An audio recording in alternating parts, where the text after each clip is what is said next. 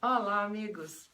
5 minutos, novamente, o recado de toda semana da Casa Espírita Eurípides Barçanufo, de Curitiba, para juntos refletirmos e extrairmos alguma lição proveitosa de um tema que vem como inspiração, sugestão, ou que está ligado a algum acontecimento atual. E mês de agosto, finalzinho do mês de agosto, eu me lembrei de dois grandes espíritos que são homenageados nesse final de mês. Um é chamado pela Igreja Católica de Santo Agostinho. Ele desencarnou em 28 de agosto do ano 430, portanto, naqueles primeiros séculos do cristianismo nascente. E ele nos traz grandes exemplos de grandeza moral, teólogo, filósofo, e no Livro dos Espíritos é um dos grandes inspiradores de Kardec, com mensagens de exemplos e de conselhos que todos os espíritas e cristãos, de um modo geral, deveriam ler e seguir. Outro espírito bem lembrado e homenageado é Dr. Bezerra de Menezes.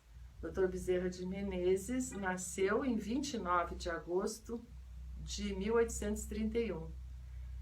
E ele veio do Ceará para o Rio de Janeiro para cursar medicina. Fez o curso com muito sacrifício, pois naquela época seu pai já não tinha grandes recursos, como quando moravam lá no Ceará e um tempo no Rio Grande do Norte. Então, desde o segundo ano da faculdade, ele dava aulas, lecionava, e era um espírito muito caridoso. Todos aqueles que o procuravam, ele ajudava, mesmo antes de formado, e depois durante toda a sua vida. É chamado o médico dos pobres. Então, são dois exemplos que nós temos de espíritos que estão num grau evolutivo já bem mais adiante, e de determinação, de humildade, de caridade. E no Livro dos Espíritos nós temos uma questão bem utilizada nos cursos, e para que nós também no nosso dia a dia possamos seguir um roteiro valioso. Na questão 919 e 919A, Kardec pergunta aos espíritos: qual o meio prático mais eficaz que tem o homem de se melhorar nesta vida e de resistir ao arrastamento do mal? E a resposta: um sábio da antiguidade vos disse, conhece-te a ti mesmo. E na questão seguinte, ele diz: compreendemos toda a sabedoria dessa máxima, conhece-te a ti mesmo. Mas aí está precisamente a dificuldade de cada um fazer isso. Qual o meio de consegui-lo? E então Santo Agostinho nos dá aquela verdadeira receita infalível, que é do exame de consciência, de passarmos a limpo o nosso dia. Mas isso não de vez em quando, todos os dias, todas as noites, de verificarmos como agimos, como nos comportamos com os outros, o que podemos fazer para nos melhorar.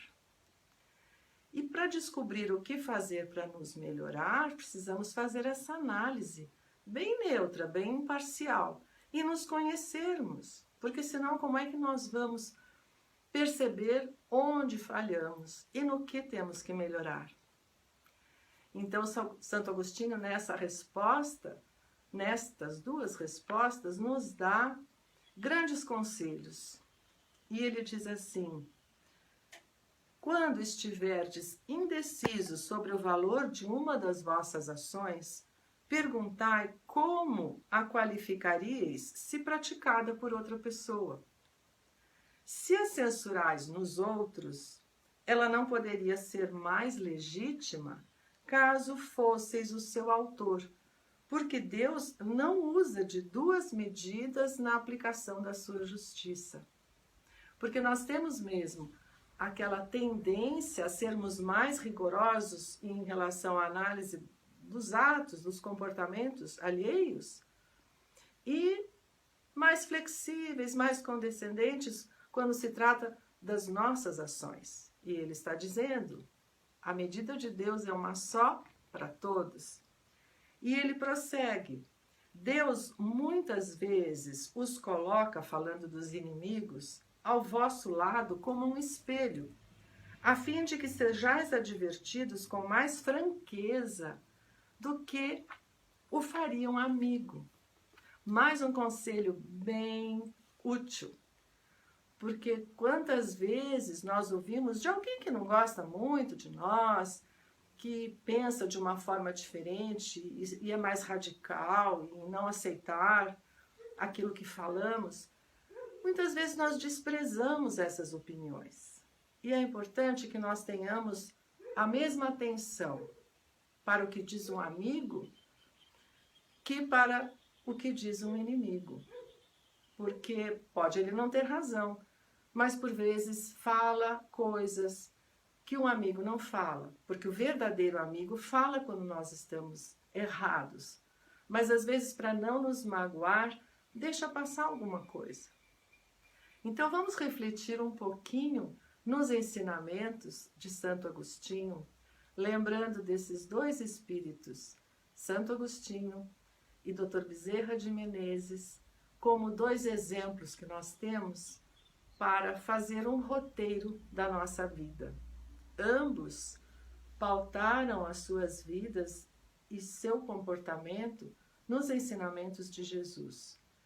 Então, em Kardec, nós encontramos todos esses ensinos de Jesus interpretados, esclarecidos, de modo que possamos compreender a sua essência.